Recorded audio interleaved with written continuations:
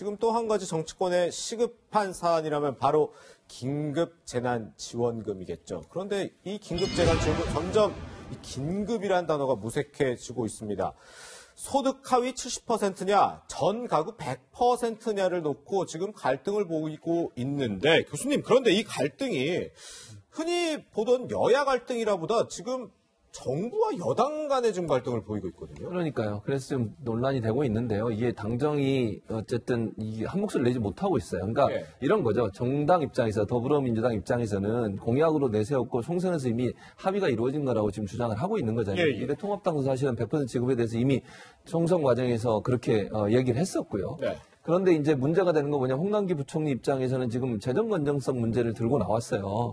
이게 이번 한 번으로 끝날 수 있는 문제일까? 또 기업의 유동성 문제가 또 나오거나 아니면 코로나의 여파가 지금 뭐 장기간으로 갈 수 있다는 위험성이 있는 상황에서 이렇게 돈을 또 풀었을 경우에 다음에 쓸 수 있는 돈을 우리가 마련하기 어려운 거 아니냐 이런 문제가 있는 것 같아요. 그러다 보니까 이제 국가를 맡고 있는 사람 입장에서 부총리 입장에서는 재정에 대한 생각을 할 수밖에 없는 것이고 또 정치인들 입장에서는 어쨌든 약속을 한 거고 지금 당장 긴급하게 돈이 뿌려진 게 필요하다고 생각하기 때문에 거기에서 갈등이 있는 것 같습니다. 이 부분은 빠른 시간 안에 좀 논의를 통해서 합의를 봤으면 좋겠어요. 개인적으로 저는 그런 생각이 있고요.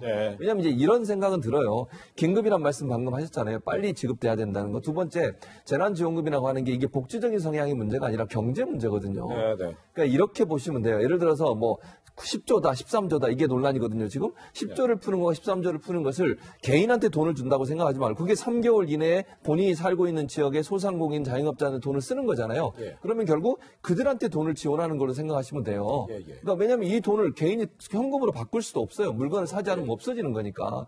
그럼 소상공인 자영업자들 지금 문 닫게 생겼는데 그분들한테 10조를 주느냐 13조를 주느냐의 문제라고 생각하면 된다는 걸 제가 말씀드리고 싶고 다만 그럼에도 불구하고 재정 건전성 문제도 함께 고민해 봐야 되니까 머리를 맞대고 끝장 토론을 해서라도 빨리 합의문을 만들어내야 돼요. 저렇게 계속 기싸움을 하는 것은 국민들한테도 화를 나게 만드는 부분이거든요. 그런 부분들이 좀 합의가 이루어질 수 있도록 논의를 계속해야 된다고 봅니다.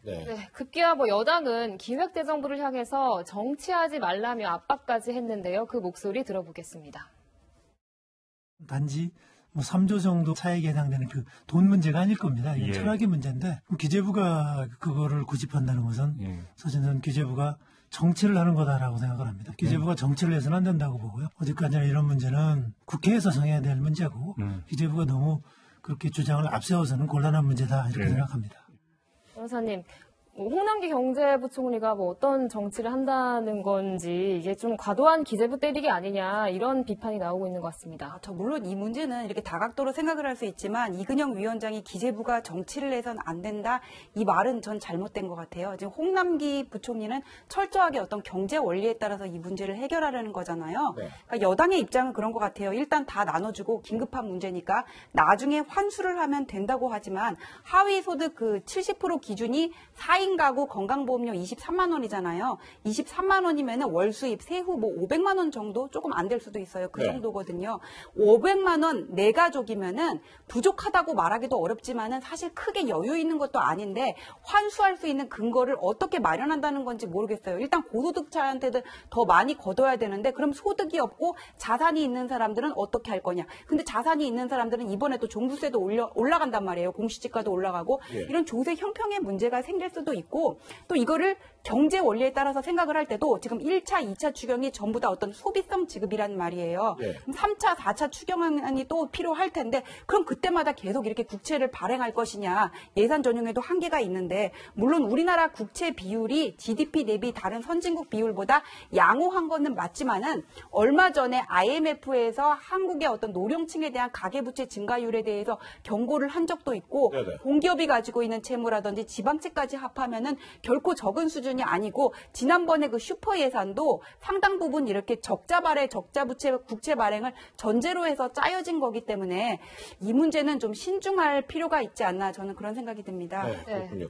그런데 교수님 저는 좀 이 부분도 조금 놀랬던 게 사실 이제 대통령 지지자들이 이 야당을 비판을 하는 경우는 많이 봤는데 일부 대통령 지지자들이 오히려 지금 여당에게 왜 정부 발목 잡냐, 왜 정부 70% 하겠다는데 왜 100% 고집해서 발목을 잡네 이런 비판을 또 하고 있다고 그러더라고요. 그러니까요. 저렇게 뭐 비판을 하는 것은 저는 뭐 바람직하다고 보지는 않아요. 왜냐하면 이게 서로가 입장이 다를 수 있고 서로가 관점에 따라서 약간의 본인들의 입장을 대변할 수 있는 거 아니겠어요? 그러면 논의와 협의를 통해서 문제를 풀어가는 게 맞다고 봐요. 예를 들면 물론 여당과 정부는 뭐 대부분 같은 목소리를 내죠. 그러나 어느 부분에 있어서 의견이 달라질 수도 있는 거 아니에요? 저는 충분히 가능하다고 보고 그런 과정이 결국은 건전한 토론을 이끌어내는 중요한 기회가 되는 것이기 때문에 일방적으로는 한쪽을 비판하는 모습보다는 논의를 할 수 있는 장을 만들었으면 좋겠어요. 그러니까 정부도 예를 들어서 홍남기 부총리 입장에서 본인의 입장에서 봤을 때 분명히 이게 문제가 있다고 생각하면 그걸 얘기할 수 있는 거죠. 그걸 못하게 하는 게 저는 문제라고 보고 뭐 국회도 예를 들면 여당 같은 경우도 본인들의 주장이 있다고 하면 그게 왜 설득력이 있는지 설득을 해내야 돼요. 그래서 제가 아까도 끝장 토론 얘기까지 했는데 설득하고 합의하고 협의하고 이런 과정이 결국은 건전한 민주주의 발전에 도움이 되는 부분이라는 생각이 들기 때문에 정말 집단적 지성을 발휘해서 이게 한쪽의 의견만 너무 강하게 주장하지 말고 합의를 이끌어낼 수 있는 그런 도출할 수 있는 방안들을 꼭 찾아내야 된다. 그렇게 생각을 합니다. 네, 그런가 하면 이 통합당은 여당을 향해서 이 정부와 이견도 해소하지 못한 상황에서 야당을 향해 책임을 떠넘기지 말라며 비판했습니다.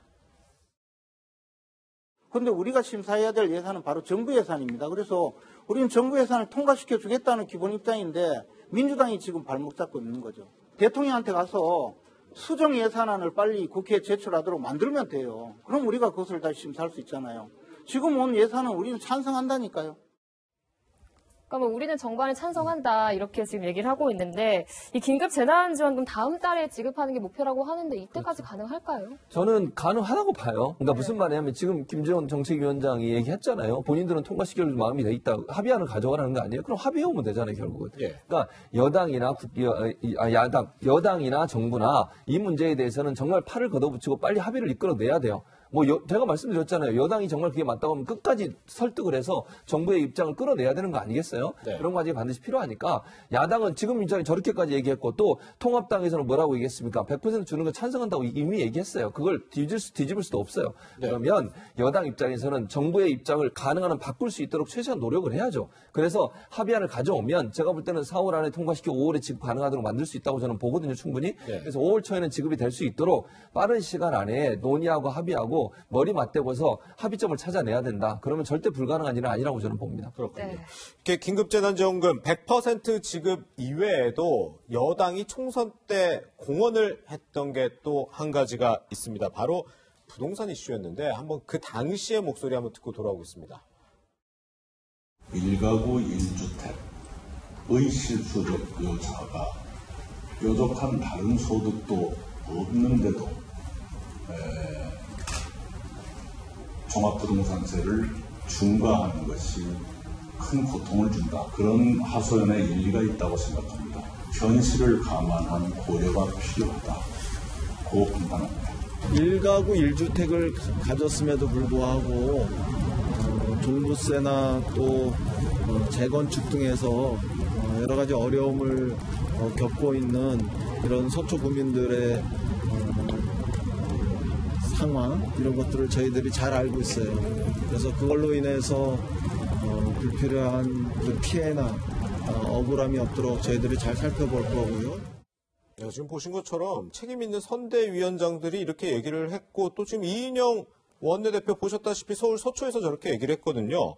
이제 서울 강남권 출마한 민주당 후보자들도 모두 이 부동산 종부세 감면 약속을 했었는데 이 100% 지급하는 문제는 이렇게 강하게 공약이기 때문에 지켜야 된다고 그랬는데 정작 이 부동산 문제에 대해서는 다시 없던 일로 하고 있다고 좀 하더라고요. 그러니까 제가 아까 180석 정당의 어떤 품격을 얘기하지 않았습니까? 네, 그렇죠. 시민당하고 합해가지고는 이렇게 뭐 미래통합당을 향해서는 100% 재난지원금 가지고 한 입 가지고 두말하지 말라고 얘기를 하면서 그 민주당이 스스로 이거를 어겨서는 안 된다고 생각을 하고요. 그때 이낙연 위원장을 비롯해가지고 강남 3구에 출마했던 후보자들이 다 이 말씀을 하셨어요. 근데 그게 종부세를 있는 사람들한테 더 많이 거두는 거 어떤 조세 형평의 차원에서 당연히 맞는 겁니다.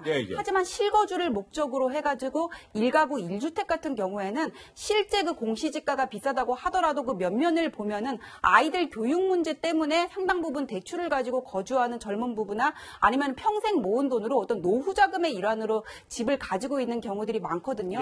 이런 분들 같은 경우에는 이제 현금 수요가 문제가 있기 때문에 현금 수요가 부족하기 때문에 종부세가 지금 공시지가 강남 같은 경우는 25% 오르고 세율도 올랐거든요.